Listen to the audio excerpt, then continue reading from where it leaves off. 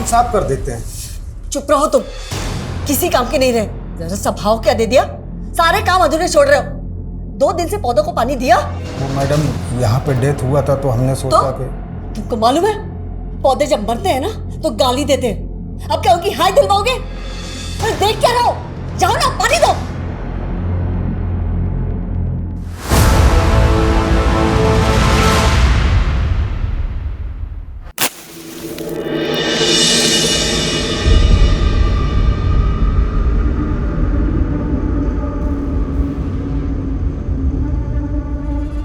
जिस हकीकत पे यकीन ना हो वो हकीकत नहीं, वो तो फसाना होता है। लेकिन ये एक डरावनी हकीकत है। उनकी उम्मीदें तोड़ना बहुत पेनफुल होता है, जो हमें अपनी आखिरी उम्मीद मान लेते हैं। लेकिन कई बार हम टूटी उम्मीदों को जोड़ने के लिए एक फसाना बुन लेते हैं। हमें लगता है कि झूठ के पीछे भलाई छुपी हो तो बोलने में क्या हर्ज है। कहाँ खो गई दीदी? हम बुरे हैं क्या सुमित? काहे अपने आप को डिमोरलाइज कर रही हो? Richa Mishra is the best. सिर्फ तुम्हारी नजरों में। दुनिया ने अब तक आपको जाना कहाँ है? देखना, एक दिन आप डॉक्टर ही नहीं बहुत अच्छी सिंगर भी बनिएगा। दिखता नहीं है क्या? वो हीरोइन। चल चल पुलिस आई, चल ना चल, देखते हैं बाद में उसको। दीदी बैठो ना यार। ये चाकू दिखा रहे थे। नहीं अरे बैठो ना।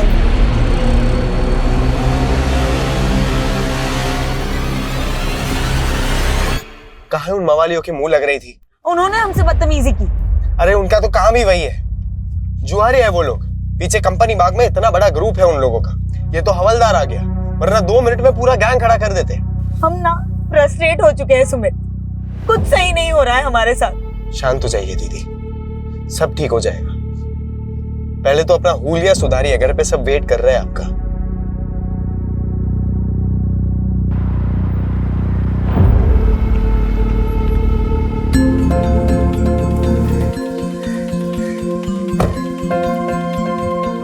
नमस्ते माँ,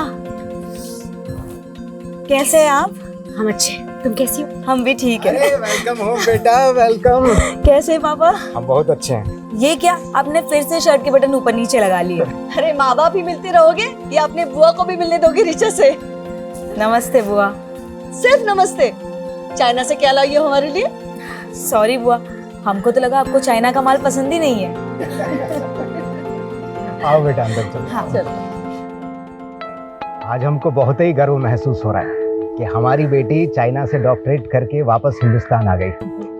अब हम सब लोग इसको ऑफिशियली तौर पर डॉक्टर ऋचा मिश्रा कह सकते हैं। ये सब तो ठीक है संजीव, लेकिन हमारे मन में एक शंका है। कैसी शंका दीदी? ये जो डॉक्टर की डिग्री ऋचा लाई है ना चाइना से, वो भी कहीं चाइना के माल की तरह फर्जी तो नहीं है? बुआ, आप तो 10वीं तक पढ़ी है, आपको डॉक्टर के स्पेलिंग के आगे तो कुछ आता भी नहीं होगा ना? ए बेटा, ऐसा नहीं बोलते, बड़ी है ना, बुआ है। बुआ है तो क्या हुआ, इनको भी तो सीखना चाहिए ना उस दोहे से। बड़ा हुआ तो क्या हुआ, जैसे पेड़ खजूर, पंथी को छाया नहीं, फल लागे अति दूर।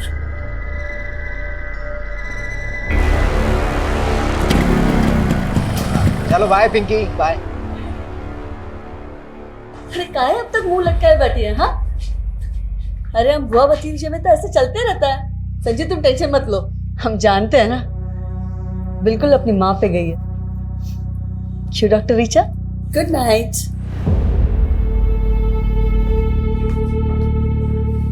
चार साल में पूरा पटना बदल गया, लेकिन ये वैसी की वैसी ही है।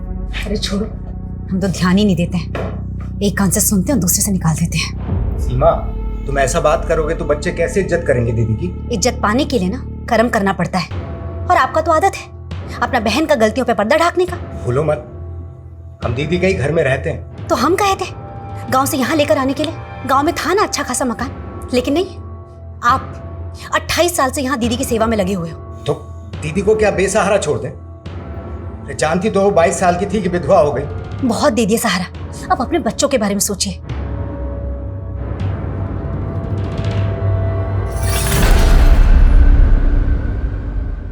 यार वही 28 साल पुरानी कहानी फिर से। ये बुआ जी को तो झेलना ही पड़ेगा। बस जो सोच के आया है ना वो ठीक से हो जाए, बाकी सब तो देख लेंगे।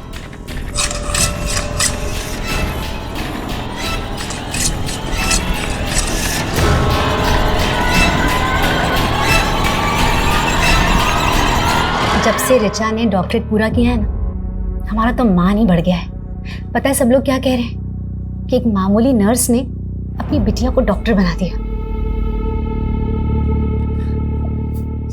अरे वाह, बड़ा दुलार आ रहा है माँ बेटी में। हम आते हैं। हमको देख के ऐसे भाग गई जैसे नेवले को देख के सांप। हेलो। हाँ मैडम। अरे आपको बोले तो थे कि आपका वाईफाई राउटर खराब है, तो थोड़ा तो दिक्कत होगा ना। आप तो कल सुबह आ जाते हैं ना। ठीक है आप चलिए, ठीक है।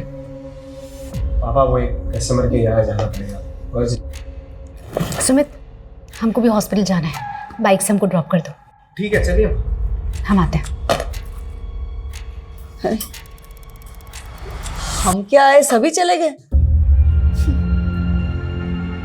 दीदी हमें आपको कुछ कहना था। बोलो ना। दीदी बुरा मत मानिएगा, हमसे जितना बन पड़ा आपके लिए हमने किया, पर अब क्या है ना, बच्चे बड़े हो गए हैं, सबको अपना प्राइवेट स्पेस चाहिए। तो तुम हमको छोड़ के जाने की सोच रहे हो? अरे दीदी आपसे दूर थोड़ी ना जा रहे हैं, रोज आपसे मिलने आएंगे। जाओ जाओ ना, लेकिन सुमित हमारे साथ रहेगा। लेकिन दीदी बस कहा है हमने तुमसे, सुमित हमारे साथ रहेगा।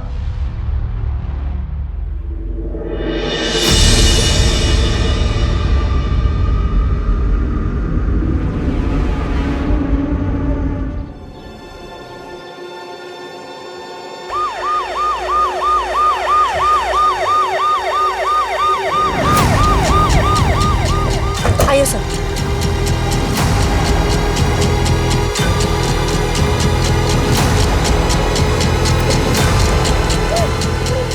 सभी केयरफुल। सर,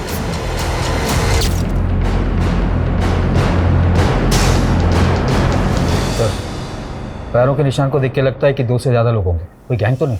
अगर कोई गैंग था तो घर में दाखिल किस मकसद से हुआ होगा? क्योंकि घर की हालत देख के लग नहीं रहा कि कोई लूटपाट हुई है। फुटमार्क्स घर के मेन डोर की तरफ जा रहे हैं, तो क्या वो मेन डोर से घर में दाखिल हुए? सर कुछ समझ में नहीं आ रहा, किसने हमारे भाई के परिवार के साथ ऐसा किया होगा। आप भी यहीं रहती हैं? जी सर, हम वो लास्ट वाले रूम में रहते हैं। हमारे भाई का परिवार बाकी के सारे रूम में रहता है। रात को आप कहाँ थे? सर अपने रूम में थी, सो गई थी सर। तो इतना कुछ हुआ, आपने कुछ देखा नहीं, कुछ सुना नहीं?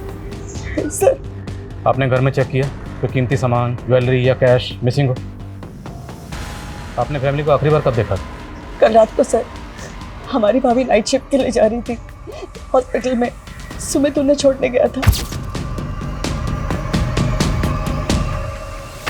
लेकिन घर के अंदर तो 3 ही लाशें। आपका भतीजा सुमित कहाँ है? क्या वो नहीं था? हमें तो लगा उन्होंने सुमित को भी। आपने सुबह से सुमित को नहीं देखा? सर अपनों को मरा हुआ देखा जाता है क्या? हमारी सांसें ही भारी हो गई थी, हम तो बेहोश ही होने वाले थे, तो हमारे माली ने हमें संभाल लिया। आपने बताया कि आपकी भाभी सीमा और सुमित रात को ही निकल गए, तो फिर सीमा हॉस्पिटल से वापस कब आई? हमें नहीं पता। सीमा कौन से हॉस्पिटल में काम करती है? Saint John. आपका भतीजा सुमित करता क्या है? और कल रात को वो कहाँ गया था? सर वो वाईफाई का काम करता है, लोगों के घर में इंटरनेट कनेक्शन लगाता है। कल भी किसी क्लाइंट का कंप्लेंट कॉल आया था उसे, इसीलिए वो चला गया। फोन लगाइए जरा सुमित को। स्विच ऑफ आ रहा है।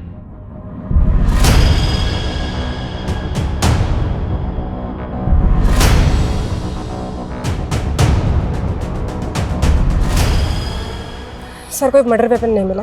सर घर में कोई फोर्स एंट्री की निशान भी नहीं है, ना लूट ना चोरी। क्रिमिनल्स का मोटिव क्लियरली मर्डर ही लग रहा है। और घर का लड़का सुमित वो गायब है। सर कहीं उसने ये मर्डर तो नहीं किया? सिंह, कोई अपनी फैमिली को इतनी बेरहमी से क्यों मारेगा? और घर में 2 या 2 से ज़्यादा लोगों के फुटमार्क्स हैं। Right sir. अगर ये किसी गैंग या कॉन्ट्रैक्ट किलर का काम है तो हमें उसे जल्दी पकड़ना होगा। काफ़ी पॉश एरिया है, मीडिया की इस केस पर बराबर नजर रहेगी। पटना के वीआईपी इलाके में एक ही परिवार के 3 सदस्यों का बहुत बेरहमी से कत्ल कर दिया गया, जिससे पूरा शहर सख्ते में है। क्या ये पुलिस का फेलियर नहीं? जनता को जवाब देना होगा, आखिर ये हमलावर कौन थे? अगर ये जल्दी पकड़े नहीं गए तो दूसरे घरों को भी टारगेट बना सकते हैं। सर सर, हमने सुमित की माँ के हॉस्पिटल में चेक किया। सुमित ने अपनी माँ को वहाँ रात 9 बजे ड्रॉप किया था, लेकिन उसकी माँ रात को 1 बजे अचानक नाइट शिफ्ट बीच में छोड़कर चली गई। क्यों? सर, सीमा की कलीग का कहना है कि उसके घर से एक इमरजेंसी कॉल आया था और ये कॉल उसके हस्बैंड का था। ऐसी क्या इमरजेंसी थी? सर, क्राइम सीन पर किसी भी विक्टिम के फ़ोन भी नहीं मिले। समझ में नहीं आ रहा है कि संजीव ने सीमा को कॉल क्यों किया था रात 1 बजे। उस रात सुमित को भी उसके किसी कस्टमर ने कॉल किया था ना? हाँ सर, उस कस्टमर से भी बात हुई थी। उसने बताया कि सुमित रात 11 बजे अपना काम खत्म करके वहाँ से चला गया। तो क्या उसके बाद सुमित घर वापस आया होगा? सर मैंने सुमित के बारे में इंफॉर्मेशन निकाली तो पता चला मुरारी नगर थाने में 2 साल पहले उस पर अबैटमेंट ऑफ सुसाइड का केस फाइल हुआ। सर 2 साल पहले की बात है। शंकर नाम के एक आदमी का भी इंटरनेट कनेक्शन का बिजनेस था। उसके छोटे भाई संकेत ने सुसाइड किया था।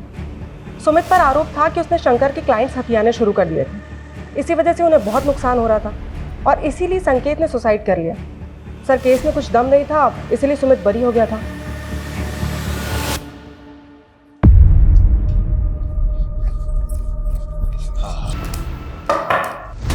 जी शंकर, हाँ जी, सुमित मिश्रा के बारे में बात करनी है। उसके बारे में हमसे क्या पूछेंगे?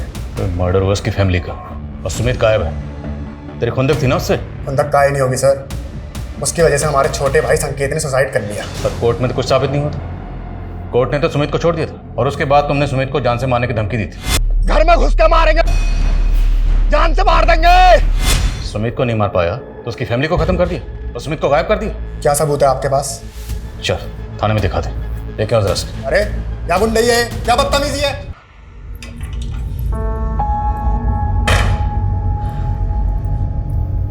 कुछ ना है छोरी।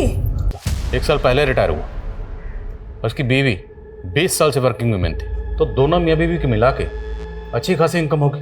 फिर भी ये दोनों संजीव की बहन के घर पे रह रहे थे, जबकि पटना में खुद का घर है, लेकिन वो घर इन्होंने किराए पे दे रखा। आखिर ऐसा क्यों? सर, संजीव की बहन काफ़ी छोटी उम्र में विधवा हो गई थी और इनके आपसी रिश्तों में अभी तक कुछ बुरा सुनने को नहीं मिला। शंकर की क्या अपडेट है? सर, इंक्वायरी चल रही है, लेकिन उसे सिर्फ शक के बिना पर और अंदर नहीं रख सकते। जाने दो उसे, लेकिन नजर रखो, हो सकता है उसी ने सुमित को जानबूझ के गायब किया हो ताकि हमारा शक सुमित पे बना रहे। जी सर। सर काम है? सर हमें बताया गया था कि रिचा मर्डर से 2 दिन पहले डॉक्टरेट करके चाइना से वापस आई, लेकिन सर उसका सीडीआर कुछ और कह रहा है। सर रिचा का फ़ोन पिछले 6 महीने से पटना में ही एक्टिव था। मैंने इमिग्रेशन डिपार्टमेंट से कंफर्म किया, वो 6 महीने पहले ही पटना आ गई थी। व्हाट? यस सर, लेकिन वो 14 तारीख को अपने घर गई थी। और 2 दिन बाद उसका उसकी फैमिली के साथ कत्ल हो गया। आखिर ये चक्कर क्या है? और अगर वो 6 महीने से पटना में थी तो पटना में कहाँ थी? सर मैंने पता किया है, वो किसी डॉक्टर गौतम कश्यप के क्लिनिक में प्रैक्टिस कर रही थी। तो मिलते हैं इस डॉक्टर कश्यप से और रिचा की फैमिली की एक एक डिटेल पता करो। शायद इस फैमिली का कोई ऐसा राज है जो अभी तक सामने नहीं आया। अच्छा, जा रहे हैं हम। हाँ, 1 मिनट। आज फिर उल्टी सब पहन ली? अरे ध्यान ही नहीं रहा, अभी सीधे कर लेते हैं। सुमित, इस बार छुट्टियों के बाद चाइना जाने का मन नहीं कर रहा। क्या बात कर रही हो दीदी? अभी तो एक पूरा साल बचा है, फाइनल एग्जाम्स नहीं देनी आपको?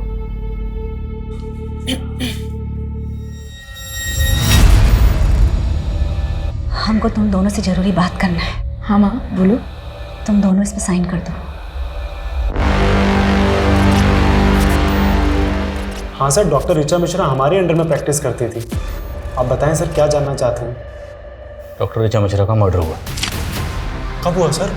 16 तारीख को। उससे 2 दिन पहले 14 तारीख को वो बॉन्डिंग कॉलोनी में अपने घर पर पहुंची। उसके घर पर फंक्शन था। सबको यही लगा कि वो सीधा चाइना से डॉक्टरेट करके उसी दिन पटना पहुंच गई। सर 1 मिनट सर, आप कह रहे हैं पटना में घर? सर रिचा ने तो हमें बताया था कि वो मसूरी की रहने वाली है। इवन 13 तारीख को हमसे कह रही थी कि हमें अपने घर मसूरी जाना है। लेकिन सबको तो यही लग रहा था कि वो चाइना से डॉक्टरेट करके आई है। आपके यहाँ कब से प्रैक्टिस कर रहे थे? सर यही कोई 6 मंथ से। उसने हमें भी कहा था कि हम चाइना से डॉक्टरेट पढ़ के आए हैं, और उसे अपॉइंट करने से पहले हमने उसकी डिग्री और डॉक्यूमेंट्स भी चेक किए थे। तो आपके पास उस डिग्री और डॉक्यूमेंट की कॉपी तो होगी? जी सर। डॉक्टर ऋचा मिश्रा की सर डिग्री।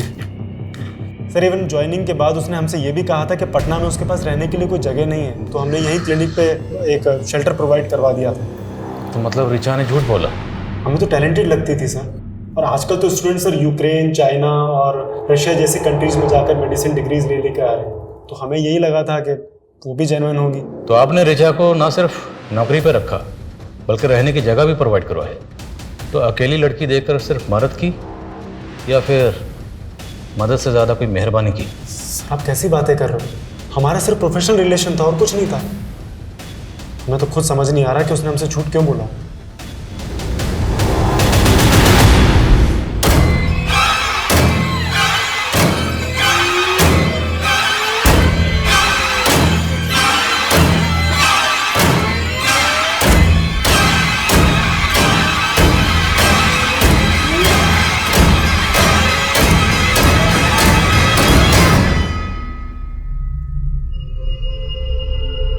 और 16 तारीख से ऋचा का भाई सुमित गायब है। वो कहाँ गायब है कुछ पता नहीं चल रहा। सर ऋचा की बुआ के मुताबिक 14 तारीख को सुमित की ऋचा को एयरपोर्ट से लेकर आया था। तो मुमकिन है कि सुमित जानता होगा कि ऋचा पिछले 6 महीने से पटना में थी। सर पोस्टमार्टम रिपोर्ट के मुताबिक ये सारे मर्डर्स उस रात 3 से 6 बजे के बीच में हुए थे, और सुमित को आखिरी बार उसके कस्टमर के घर देखा गया था रात को 11 बजे। उसके बाद वो कहाँ गया कोई ट्रेस नहीं मिल रहा है। और पोस्टमार्टम रिपोर्ट के मुताबिक मर्डर वेपन क्या रहा होगा? सर पोस्टमार्टम डॉक्टर का कहना है कि संजीव और सीमा की बॉडी पे जिस तरह के जख्म मिले वो कोई यू शेप का धारदार हथियार होगा। यू शेप धारदार हथियार क्या होगा? सर हम ऋचा के मूवमेंट चेक कर रहे थे तो एक ट्रैफिक पुलिस से इन्फॉर्मेशन मिली है। 14 तारीख को ऋचा और उसके भाई की गाड़ी 2 बाइकर से टकराई। सर उन दोनों लड़कों ने ऋचा और उसके भाई पे हमला करने की कोशिश भी की। ट्रैफिक पुलिस ने उन दोनों लड़कों का पता लगा लिया था, लेकिन ऋचा और उसके भाई ने गवाही देने से मना कर दिया, इसलिए कोई केस ही नहीं बना। वो दोनों लड़के कौन थे?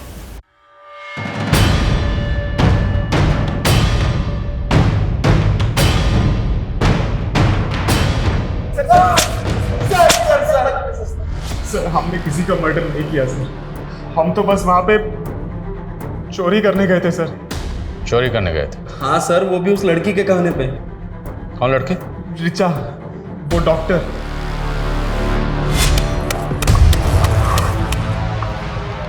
तो वही गाड़ी है ना? हाँ भाई ये तो वही गाड़ी है। तू क्या क्या कर रही है? तुमसे दोस्ती करने आए हैं। दोस्ती? हमारा एक काम करोगे? उस काम के लिए हम तुम्हें पैसे भी देंगे। सर उसने बोला था कि 16 तारीख की रात को उसके घर पे जाकर सोने और कैश के साथ साथ उसकी डॉक्टर की डिग्री भी चोरी कर लेनी। लेकिन सर हम जब वहां पहुंचे तो ऋचा के साथ जो लड़का आया था वो लड़का कौन था? नहीं मालूम सर।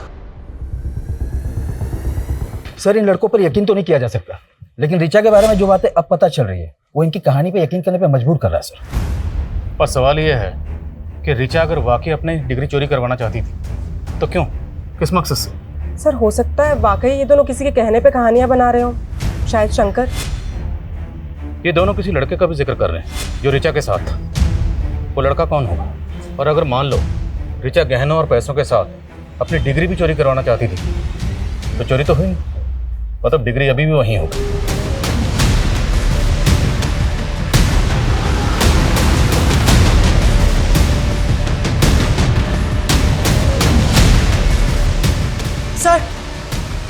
सर ये देखिए।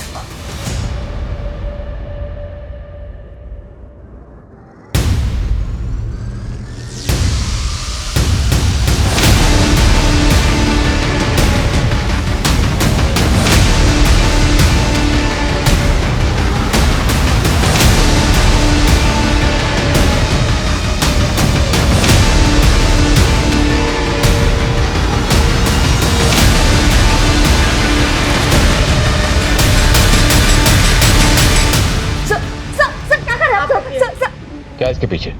कुछ भी तो नहीं है sir. Sir sir sir sir, sir ये पुराना। आप पीछे। सर सर कुछ नहीं है इसके पीछे सर। चाबी कहाँ इसकी? नहीं पता हमें, कुछ नहीं है इसके पीछे सर। Sir sir please.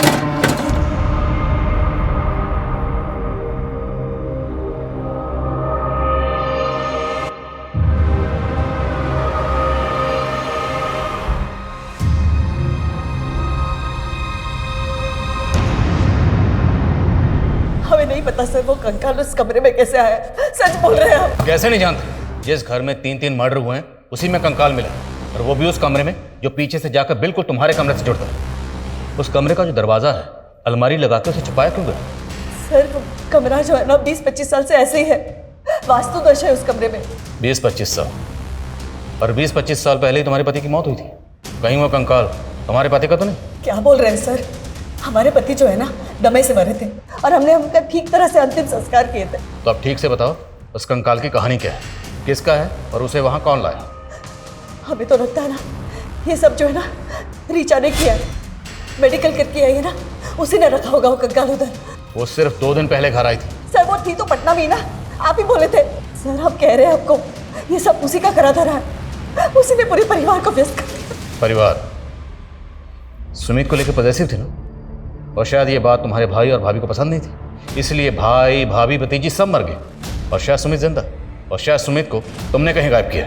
कब से इल्जाम लगाए जा रहे हैं आप? छोटी उम्र में हमारे पति मर गए, विधवा हो गए, इसका मतलब कातिल नहीं है आप। अब और कुछ भी टॉर्चर करेंगे ना, बहुत तकलीफ हो रही है हमें। सोनल हॉस्पिटल लेकर सर एंटीफ्रॉजी डिपार्टमेंट ने ऋचा की डिग्री की ऑथेंटिसिटी चेक की, कंफर्म ये डिग्री फेक है। सवाल यह है कि ऋचा ने फेक डिग्री क्यों बनवाई, और जय और प्रदीप के मुताबिक ऋचा इस डिग्री को चोरी करवाना चाहती थी। क्यों? कहीं दोनों लड़के हमें घुमा तो नहीं रहे? सर इन लड़कों से उस लड़के का स्केच बनवाते हैं, हो सकता है कि इस कहानी का कनेक्शन उस लड़के से जुड़ा हो। ताज्जुब की बात यह है कि ऋचा जैसी साधारण लड़की ने एक इंटरनेशनल यूनिवर्सिटी की सिर्फ फेक डिग्री नहीं बनवाई, बल्कि इस डिग्री की बुनियाद पर वो डॉक्टर कश्यप के यहाँ प्रैक्टिस भी कर रही थी। जाहिर सी बात ऋचा ने ये डिग्री किसी फेक डिग्री बनाने वाले गिरोह से बनवाई हो। तो सर आपको ये लग रहा है कि ये सारे मर्डर्स फेक डिग्री की वजह से हुए? इस गिरोह को ढूंढना हमारी रिस्पॉन्सिबिलिटी, क्योंकि इस गिरोह ने सिर्फ एक फेक डिग्री तो नहीं बनाई होगी, और भी डिग्रीज बनाई होगी, और उन डिग्रीज को लेके बाकी लड़के लड़कियां अलग अलग जगह पे डॉक्टर बन के प्रैक्टिस कर रहे होंगे। ये लोगों की जान के साथ बहुत बड़ा खेल हो रहा है। हम इस एंगल में काम करते हैं। और सर जिस अलमारी में हमें डिग्री मिली थी उसमें ये एफिडेविट मिला है सर, और नीचे सुमित और ऋचा का साइन भी है सर। तुम दोनों इसमें साइन कर दो। इस एफिडेविट के मुताबिक सुमित और ऋचा कभी बच्चा पैदा नहीं करे। एक तरफ अंजलि अपने भतीजे सुमित को ही अपनी प्रॉपर्टी का वारिस समझती थी, और दूसरी तरफ दोनों भाई बहन से ऐसा एफिडेविट साइन करवाया गया। आखिर इस फैमिली के पास इतनी क्या दौलत थी जिसके नॉमिनी ये दोनों भाई बहन थे? ये मिश्रा फैमिली क्या थी? माँ अभी तक तो हमारी मैरिड लाइफ शुरू भी नहीं हुई है, और अभी से आप हमें बच्चे पैदा करने के लिए ना बोल रही हो। हम पागल नहीं हैं, लेकिन तुम्हारे पापा का जनरेशन में ना दिमागी प्रॉब्लम है। तुम्हें पता है तुम्हारे चाचा जी एबनॉर्मल थे, सुसाइड किए थे। तुम्हारे दादाजी बुढ़ापे में तुम्हारे पापा जी जैसे हो गए थे, और हम अपने हॉस्पिटल में सीनियर डॉक्टर से इसके बारे में बात की। उन्होंने बताया कि जेनेटिक डिजीज है, तो तुम लोग को अपना परिवार बनाने से पहले पता होना चाहिए कहाँ प्रिकॉशन लेना है और कहाँ नहीं।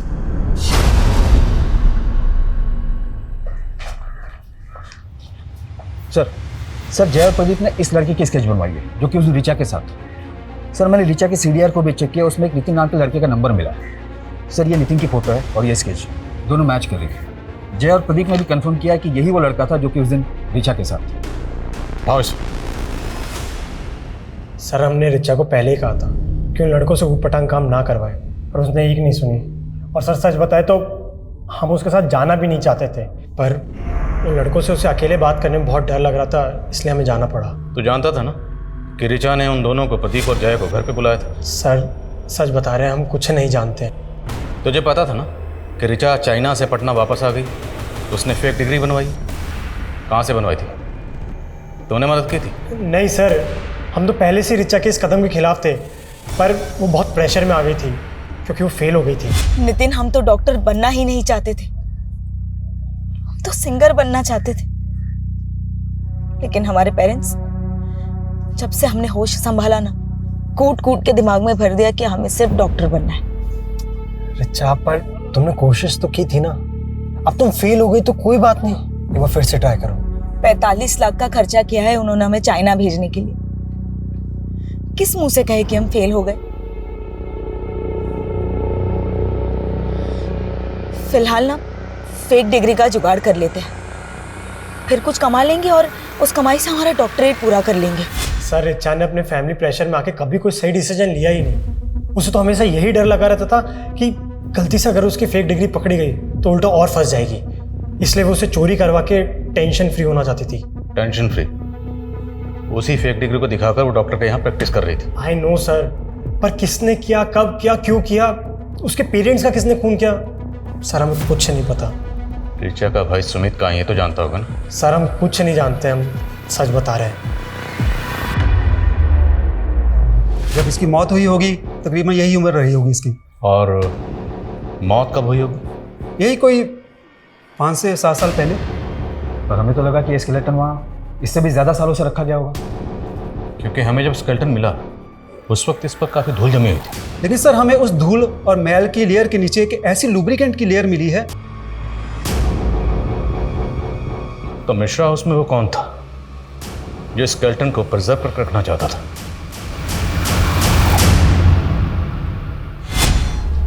रिपोर्ट यहाँ रख रहे हैं। आगे आप लोग क्या कहा डॉक्टर ने? लड़का है ना? दीदी सीमा चेक करवाने से मना कर दिए। लड़का होगा या लड़की है तो पैदा होने के बाद ही पता चलेगा। लेकिन हम बोले ना तुमसे, हमको अपना बेटा चाहिए। गर्भ हमारा है और हक आप जता रही हैं। हम विधवा नहीं होते ना तो तुमसे तुम्हारा बच्चा कभी नहीं मांगते। तो कर लीजिए ना दूसरा शादी, किसने रोका है? नहीं कर सकते ना, बात है हम। सर भले ही स्केलेटन को प्रिजर्व करके रखा जा रहा था, लेकिन किसी आम आदमी के लिए स्केलेटन का इंतजाम करना इतना आसान काम नहीं है। मैंने ऐसे केसेस के बारे में सुना है जहां पर कब्रिस्तान से स्केलेटन गायब करके उनकी खरीद फरोख्त की जाती है। सेन, आजकल इस तरह की खरीद फरोख्त डार्क वेब के जरिए भी होती है। डार्क वेब एक ऐसी काली दुनिया है जहाँ पर इलीगल हथियारों से लेकर हर तरह की इलीगल और बैन चीज़ों की खरीद फरोख्त होती है। सर इसमें तो साइबर सेल की एक्सपर्टीज़ है और ये सोर्सेज को ढूंढने में तो काफ़ी वक्त लग जाएगा। चांस तो लेना पड़ेगा। इस केस को सॉल्व करने के लिए हमें इस केस की जड़ तक जाना होगा। इस केस से जुड़े हर शख्स के डिजिटल फुटप्रिंट चेक करो, शायद कोई क्लू मिले। सर हमें सर हमने मिश्रा फैमिली की पिछले 4 साल की जीपीएस हिस्ट्री चेक की है सर। उसमें सुमित और उसकी माँ सीमा की 2 साल की जीपीएस हिस्ट्री चेक करने वाली है सर। करीब 2 साल पहले सुमित और सीमा राजस्थान के धुमनी गांव गए थे सर। कई सालों पहले इस गांव को हॉन्टेड माना जाता था। रूमर्स थे कि इस गांव में भूत प्रेत है। तो ये दोनों माँ बेटा उस गांव में क्या करने गए थे? इनका उस गांव से कोई कनेक्शन? नहीं सर, ये दोनों तो बिहार से ही बिलोंग करते हैं। तो हमें पता करना होगा कि सुमित और उसकी माँ उस गांव में क्या करने गए थे।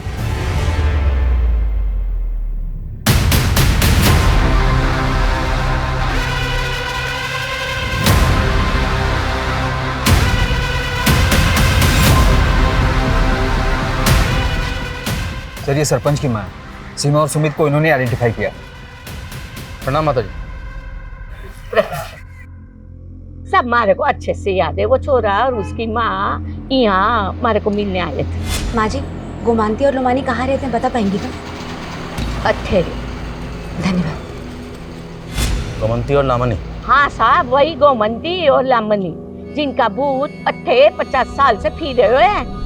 बड़ी अच्छी बेटा थी बेचारी माँ बेटी की। को लगता था कि गोमंती काला जादू करती थी और फिर गांव में कुछ लोगों ने उनको मार दिया और उनकी आत्मा भटक। सर 50 साल पुरानी माँ बेटी की मर्डर की कहानी जो कि काला जादू करते थे। भला सुमित और उसकी माँ इस कहानी को इतने डिटेल में जानने के लिए इंटरेस्टेड क्यों होंगे? अगर देखा जाए तो इंटरनेट पे इस घटना के बारे में पूरी जानकारी होगी। फिर भी सुमित और उसकी माँ इस घटना के बारे में जानने के लिए पर्सनली इस गाँव में आए और 2 साल बाद सुमित की मौत, वो भी इतने ब्रूटल तरीके से। सर इस क्राइम का ना ही कोई मोटिव समझ में आ रहा है और ना ही ये कि ये किया किसने। आई थिंक वो शायद इसलिए क्योंकि अभी तक हम इस केस को रेगुलर तरीके से इन्वेस्टिगेट करते आ रहे हैं। क्यों ना हम इस केस को देखने का नजरिया बदलें। नजरिया बदलेंगे तो तहकीकात बदलेगी और तब शायद कोई क्लू हाथ लगे।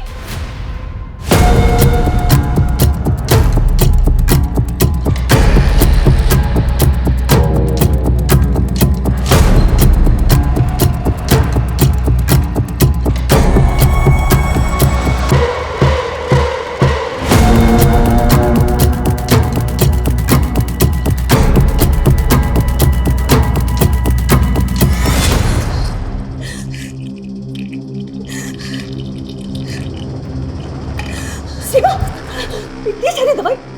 का तुम्हें? हमें इस घर में ब्याहना ही नहीं चाहिए था। आप सब लोगों ने हमसे ये बात छुपाई कि संजीव जी को दिमाग का दौरा पड़ता है और आप लोग की जनरेशन में सबको यही बीमारी था। कहीं इसका असर हमारे बच्चों पे पड़ा तो? ऐसा कुछ नहीं होगा। रिया 3 साल की हो गई है ना, कुछ हुआ उसे? नहीं ना, बच्चा भी स्वस्थ होगा। सर हमने सस्पेक्ट और विक्टिम से जुड़े सभी लोगों की लिस्टिंग की थी, लेकिन उसमें एक नाम ऐसा भी है जिस पर हमारा ध्यान ही नहीं गया, और वो है डॉक्टर गौतम कश्यप, जिसकी क्लिनिक में ऋचा काम करती थी और उसके घर का इंटरनेट कनेक्शन सुमित ने लगाया था। मतलब डॉक्टर कश्यप सिर्फ ऋचा को नहीं, उसके भाई सुमित को भी जानता था।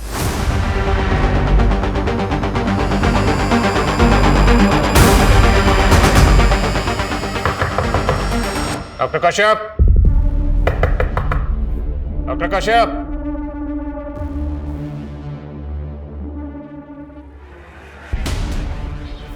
दरवाजा तोड़ो।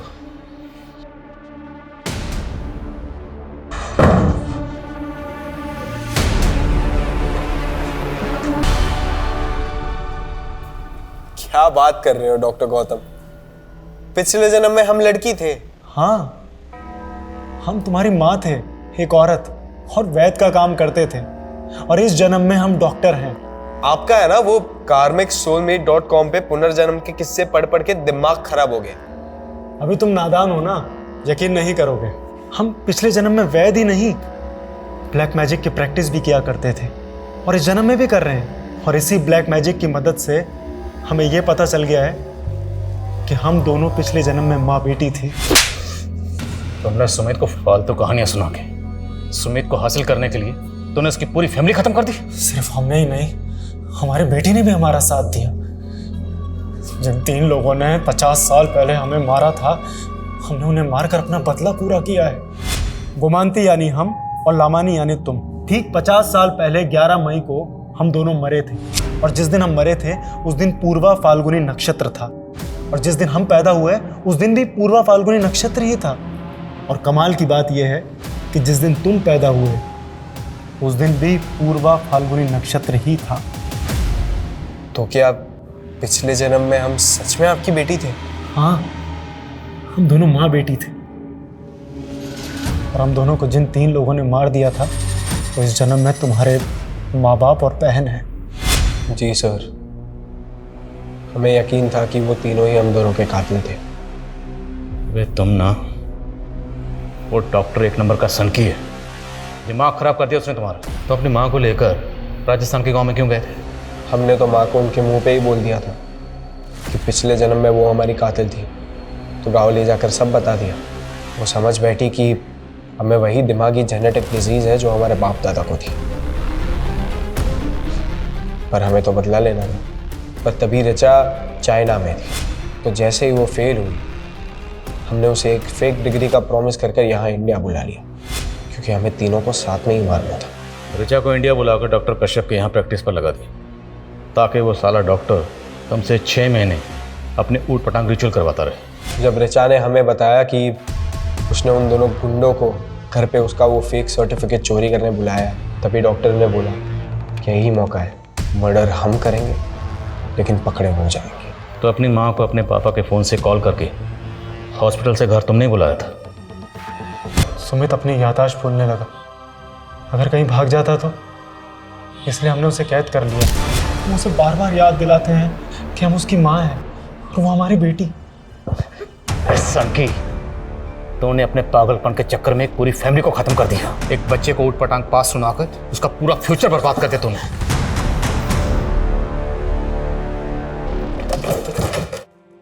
सर इस डॉक्टर ने तो बड़ी लंबी प्लानिंग कर रखी है।